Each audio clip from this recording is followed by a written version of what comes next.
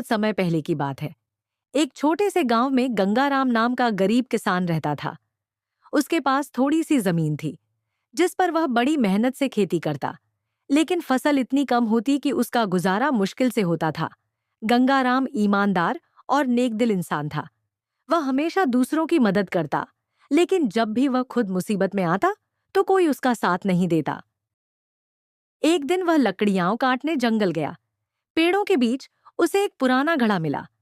घड़ा बाहर से टूटा फूटा लग रहा था, लेकिन किसी अजीब आकर्षण से चमक रहा था। गंगाराम ने सोचा, चलो इसे घर ले चलता हूँ।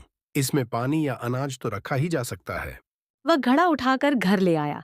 जैसे ही उसने उसमें एक मुट्ठी चावल डालकर ढक दिया, थोड़ी देर बाद ढक्कन खोला तो देखा घड़े में चावल दोगुना हो चुका है। गंगाराम हैरान रह गया। गंगाराम सोचा, यह संयोग होगा। उसने उसमें एक सिक्का डालकर देखा। ढक्कन खोला तो घड़े में दो सिक्के थे। अब उसे समझ आया कि यह कोई साधारण घड़ा नहीं बल्कि जादुई घड़ा है। धीरे धीरे जीवन में बदलाव। अब गंगाराम रोज उसमें अनाज, पैसे और बीज डालता। घड़ा सब कुछ दुगुना कर देता। उसकी गरीबी दूर होने लगी। वह गांव के गरीबों की मदद करने लगा। कोई भूखा आता तो उसे भरपेट खाना खिलाता। गांव वाले उसे सम्मान देने लगे।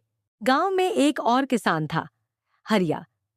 वह लालची और घमंडी था। जब उसने देखा कि गंगाराम अचानक खुशहाल हो गया है, तो उसने जासूसी की और घड़े का रहस्य पता लगा लिया। एक दिन हरिया चुपके से गंगाराम के घर आया और घड़ा चुराकर ले गया। घर पहुंचकर उसने सोचा, अब मैं इस घड़े में सोना डालूंगा और दोगुना कर लूंगा। लेकिन जैसे ही उसने सोना घड़े में डाला, घड़ा हिलने लगा और अचानक उसमें से सांप निकल आए। वे चारों तरफ फैल गए। हरिया डरकर चिल्लाने लगा।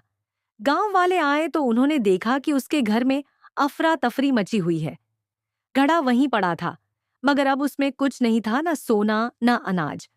वह अपना जादू खो चुका था। गंगाराम ने कभी घड़े का लालच नहीं किया, बल्कि उसे लोगों की भलाई में इस्तेमाल किया।